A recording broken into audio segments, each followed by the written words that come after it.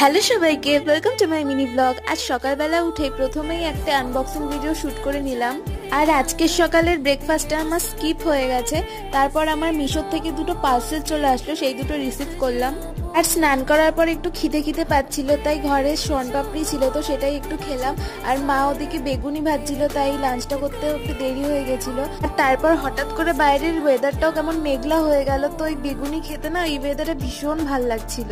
বিকেলের দিকে আমি আর সুস্মিতা একটু বেরিয়েছিলাম, আমাদের আইব্রো করানো ছিল। তারপর ওখান থেকে বেরিয়ে আমরা একটু ফুচকা খেয়ে নিলাম। পর আমরা একটু বিশালেও গিয়েছিলাম, ওখানে আমাদের টুকটাক কিছু কেনা ছিল। অ্যাকচুয়ালি আমার কিছু কেনা ছিল না, তাও আমি কয়েকটা জিনিস কিনে ফেলেছি। অ্যাকচুয়ালি কন্ট্রোল হয় না নিজেকে। তারপরে ওখান থেকে বেরিয়ে আমরা দুজন একটু চা খেলাম। এরপর আমরা একটু গ্রসারি স্টোরে গিয়েছিলাম, আমার কিছু ড্রাই ফ্রুটস কেনা ছিল। আর রাতের ডিনারটা আমরা বাইরে থেকেই করেছিলাম। এক প্লেট চাও আর একটা মোমো আর একটা কোল্ড ড্রিঙ্কস নিয়েছিলাম। খাবারগুলো বেশ ভালোই ছিল। So yeah, that is it for today. ভিডিওটা ভালো লাগলে লাইক এন্ড সাবস্ক্রাইব।